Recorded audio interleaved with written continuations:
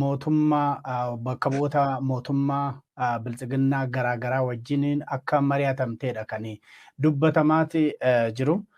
Kun hammam dhugaadha? Mootummaan biltsiginnaa Finfinnee jira, anis Finfinneen jira. Mari'achuu akka barbaadu taate Keeniyaa dhaquun hin barbaachisu. Asumatti mari'achuu dandeenya. Keeniyaa kanan dhaqee dhimma dhuunfaatiin wal qabata. Kana atis beeyta. Yeroo achi turetti garuu dippiloomaatonni baay'een jaarmaaleen gargaarsaaf namoomaa biyya kanarratti hojjetan sababa lolaatiin achi godaananii jiranii. Carraa sanitti deemsa sanitti fayyadamee isaan dubbisuu odeeffannoo walitti qabachuu danda'ee jira. Akkuma siin jee hojii bal'aa ji'oota 5-6 eegan beekan hojjedhe uummata keenya ka biyya keessaa ka biyya alaa miidiyaatti baheen dubbatiin malee uummata hedduun dubbisaa ture. Akkasumas dippiloomaatota jaarmaalee gargaarsaa biyya kana keessa jiran mari'achiisuu irratti dhaggeeffachuu irratti hojii bal'aan godhe. Naayiroobii kan hin dhaqe dhimma dhuunfaatiin garuu carraa argadhetti namoota dubbisaan ture. Namoonni tarreeffaman sun tokkolleen achi hin turre.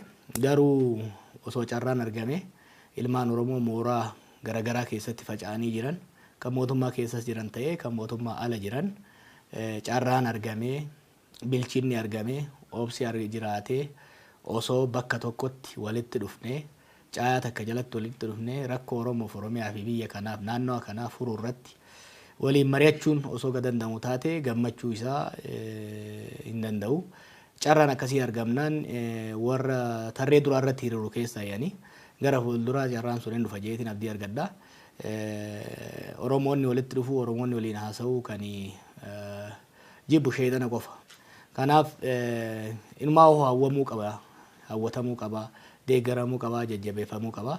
Haa ta'u haala amma keessa jirruu fi haala biyya kun keessa jiruun haalli namoonni ilaalcha garaagaraa jaarmee garaagaraa bakkee adda addaa jiran walitti dhufanii mari'achuudhaaf haalli mijoofne gara fuulduraa mijaajeetiin abdii qaba. Ammatti garuu Naayiroobii kan hin dhaqee hojii reefu siin jee dhimma dhuunfaatiin wal qabateeti. Gara fuulduraa Naayiroobiis haa taatu, Finfinnees haa taatu, Minisootaas haa taatu bakka hundattuu ilmaan saba kanaa, ilmaan uummata kanaa kan saba Oromoo qofa osoo hin ta'in ilmaan sabaaf sablammii biyya kanaa walitti dhufanii rakkoo qaban garaagarummaa qaban caayaa takka jalatti sirnaan taligamanii waliin mari'atanii ni furan jeetiin abdii qaba.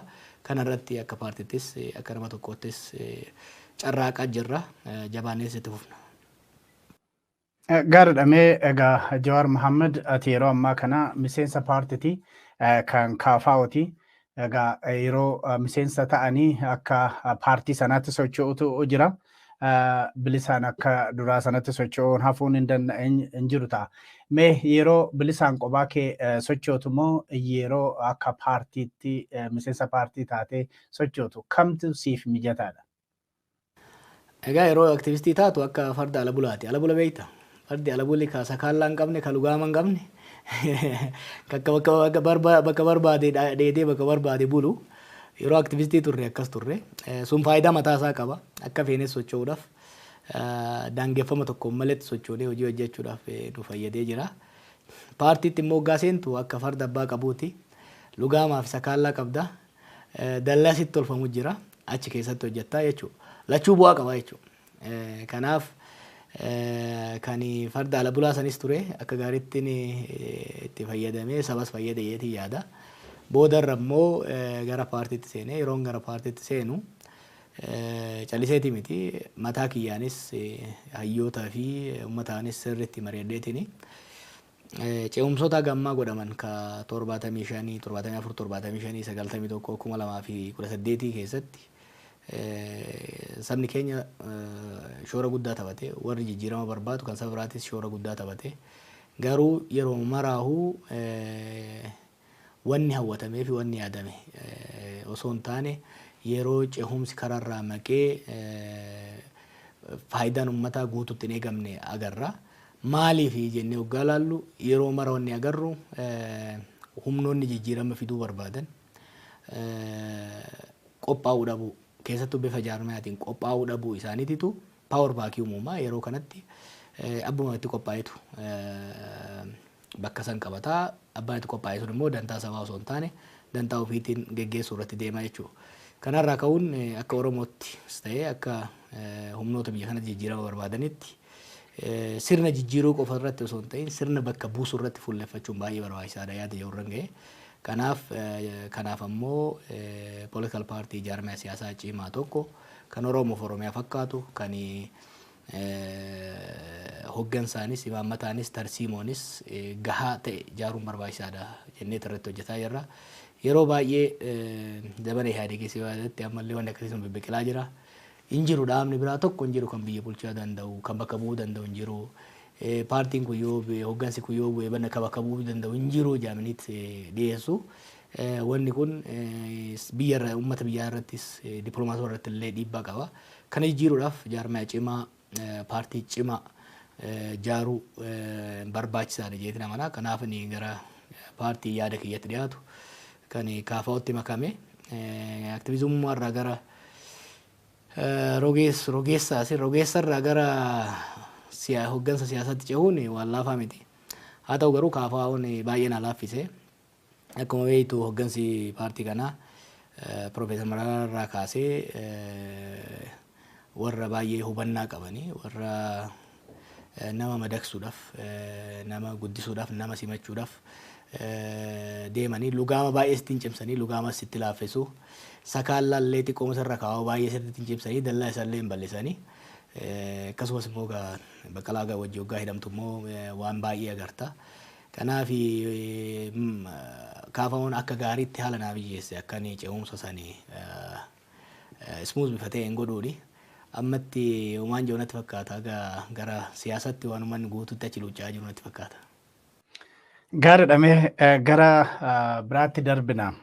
Waraana kaaba biyyattii keessatti adeemsifamee amma badii guddaa qaqqabsiise kana dursitee mormaati turte. Waraanni badii fida malee kan jedhu mormii guddaa dhageessisaati turte. Amma gaa waraanni inni gara kaabaa sanxinnoo lash jedheeti gara Oromiyaa keessatti waraanni banamee Oromiyaa keessatti waraanni adeemsifamaa jira. Oromiyaas haa ta'u walumaa galatti iddoo biraatti rakkoo uumameeti jiru. Bifa kanaan waraanaan furmaata argamsiisuun ni danda'ama kan jedhutu jira. Gama biraatiin immoo warra kaanitti duullee ebelu balleessinaa kan jedhutu jira. Bifa kanaan waraanni biyya tokkoofis haa ta'u walumaa gala Oromiyaadhaaf furmaata ta'a jetta gama keetiin kan attamitti xiinxalte? Waraanni rakkoo furuu akka hin dandeenye waraanan humni jilbiiffachuu danda'u yookiin immoo cabuu danda'u akka hin jirre waraanan humni olaantummaa isaa ilaalchi olaantummaa isaa fe'uu danda'u akka hin jirre ragaa biyya biraa yookiin immoo tiyoorii ilaaluu hin qabnu qabatamaan waan agarreedha. Biyya kana keessatti dhaloonni kun sirna mootummaa kanaa keessatti osoo itti wayii waannu osoo kadhannu osoo wanni meeqa itti himamu lolatti deemame rakkoo Tigraay wajjin uumame humnaan cabsine jedhamee itti deemame hin milkoofne humnoonni Tigraayis rakkoo garaagarummaa mootummaa federaalaa wajjin qaban humnaan furre jedhanii socho'anii sunis hin milkoofne jechuudha. Kanaaf sadarkaa amma biyyi kun irra jirutti hoggansi biyya kanaa gara adda addaatiin jiru kamiyyuu rakkoo siyaasaa jiru kana humnaan furre yoo kajan taate tarii loluma ofii waggaa lama keessa dabran kanaa'u ni irraanfatan yoo ta'e malee waan seenaatii miti kaasaa jirru. Waan seenaa waggaa 20 dura yookiin immoo waggaa 30 waggaa 100 kaasaa jirru. Waanuma deeggadda ija keenyaan agarre warri immoo lola kana keessa ture qaamaan keessatti hirmaate waan ta'eef dhugatti hoggansi rakkoo biyya kanaa humnaaniin fura jedhee onnee isaarraa amanu waan jiru natti fakkaatu yoo jiraate akka fayyaan qabne qofadha jechuudha. Kanaaf rakkoon biyya kanaa furmaanni isaa lola ta'uu hin danda'u. It's too complicated. Biyyi kun uumama isiitirraa kaasee rakkoolee walirratti qarqabamaa fe'amaa dabalaa dhufan keessa waan jirtuuf rakkooleen kun taa'anii yoo carraa mariidhaaf kennamee kan godhamu taate malee hin furamanii. Keessattuu haala amma jirru kanaan biyyi kun loluu hin dandeessu. Biyyi kun this country cannot afford war anymore. Kana namni hubachuu danda'uudha qaba. Sababa lolaatiin diinagdeen biyyattii akka malee daaraa ta'ee jira.